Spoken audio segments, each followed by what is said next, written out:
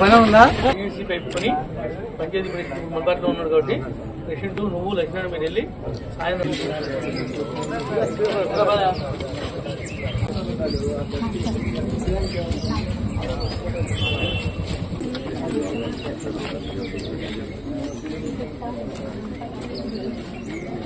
ఏం ఆపరేషన్ ఏంటి ప్రాబ్లం అట్లా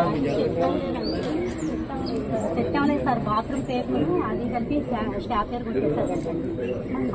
బాత్రూమ్ వెళ్తలేదండి. ప్రమాదం అయితే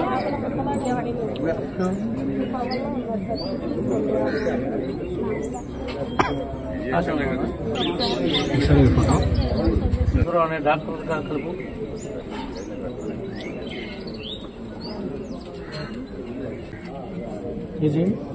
సత్య ఫోన్ వచ్చి డీమిట్ మరి వీళ్ళకి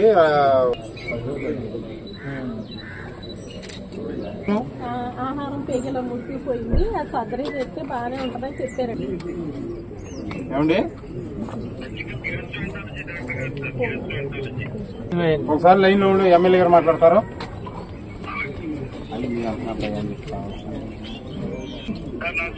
నమస్తే డాక్టర్ గారు,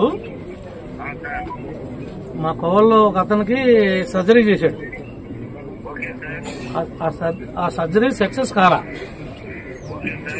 అది క్రిటికల్ అయింది. ఇప్పుడు డాక్టర్ని అడుగుతుంటే నేనేమన్నా నా జీతం నుంచి చేపించాలా అంటున్నాడు. మరి మనం సర్జరీ చేసినప్పుడు ఆ సర్జరీ ఫెయిల్ అయినప్పుడు ఆ పేషెంట్ పేదవాళ్ళు అయినప్పుడు ఇబ్బంది పడుతున్నప్పుడు మానవతా ధర్మంతో మీ యాజమాన్యం గాని వాళ్ళు గాని వీళ్ళ కుటుంబానికి న్యాయం చేయాలి కదా, అతను బతికించడానికి ప్రయత్నం చేయాలి కదా. సీఓ గారు నమస్కారం. గురిపర్తి గోపి అనే జందులూరు మండలం కోవల గ్రామస్తు.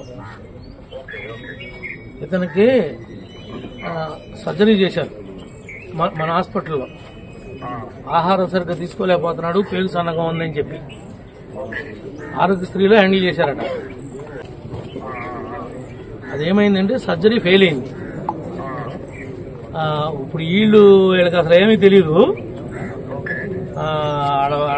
ఆడ మదర్ కాళ్ళకి ఈ పేకి ఆ పేకి కలిపి క్లిప్ వేసేసాడంటే అండి ఇబ్బంది అయిపోయింది, ఇట్లా ప్రమాదం అయిపోయింది. మళ్ళీ వెళ్ళాము, నా జీతం నుంచి నేనేమైనా ఇవ్వాలా, నేనేం చేయను అని ఆయన మాట్లాడుతున్నాడని నా దగ్గరికి వచ్చారు.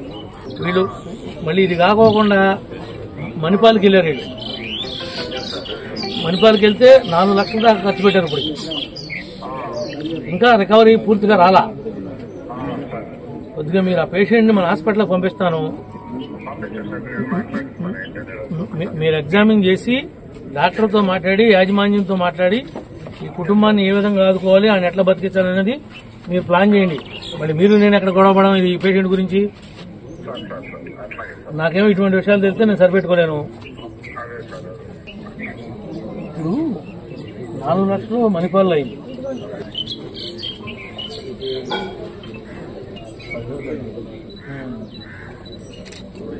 ఎంతో కొంత సగం డబ్బులను తెస్తాను అనుకో, నేను అవకాశం ఉందనుకుంటున్నా. దానికన్నా ముందు ఇప్పుడు మళ్ళీ సర్జరీ పడుతుందా? ఓపెన్ సర్జరీ చేసి ఈ పేరు మళ్ళీ లోపల పెట్టాలండి సార్. ఇప్పుడు ఇక్కడ నుంచి ఇక్కడ దాకా అర్థం ఏమవుతుందమ్మా, చిన్న వయసే కానీ ఏం కాదు, కానీ ప్రాణాపాయం అయితే లేదు. కానీ మీరు చెప్పిన దాని ప్రకారం మీరు రామకృష్ణ ఫోన్ చేసి యూత్ రామకృష్ణ ఫోన్ చేసి నేను వెంట పెట్టుకుని సీఓని కలవను. ఇప్పుడు అతని నుంచి పంపిస్తాను.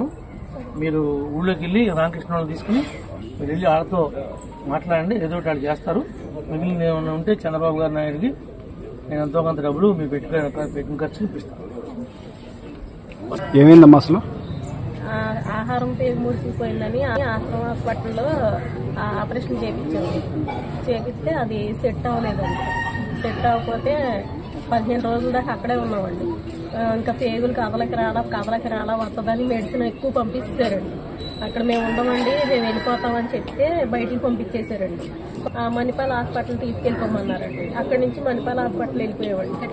మణిపాల్ హాస్పిటల్ వెళ్ళిపోతే అక్కడ 18 రోజులు అక్కడే ఉన్నామండి. ఆపరేషన్ చేశారు మళ్ళీ అమ్మటే. చేస్తే పేగులన్నీ లోపల ముద్దలాగా అయిపోయినాయి, మెడిసిన్ ఎక్కువ పంపించేశారు. అందుకని ఇలా ఉన్నది చేస్తాగి నా పరంగా అయితే చేశాను. మరి పిల్లోడికి ఎలా ఉంటుందో తెలియదు అని చెప్పారండి. సర్జరీ చేశాక కూడా మోషన్ పేగి బయటికి పెట్టారండి. బయటికి పెట్టాక మళ్ళీ 3 నెలలు పోయాక మళ్ళీ కొంచెం కోలుకున్నాక మళ్ళీ చేస్తామన్నారండి. శ్రీనివాస్ గారి దగ్గరికి వెళ్ళి అడుగుతుంటే ఆయనేమో సీరియస్ గా నా శాలరీలో కట్ చేయమా, నా శాలరీలో తీసేమ్మా, డబ్బులు చేసి పెట్టుకుంటారా, పెట్టుకోండి అని అడుగుతున్నాడండి. ఏం చేయాలో తెలియదు. అప్పుడు ఇక్కడికి వచ్చేవాడు ఎమ్మెల్యే గారు ఏమన్నారమ్మా సార్?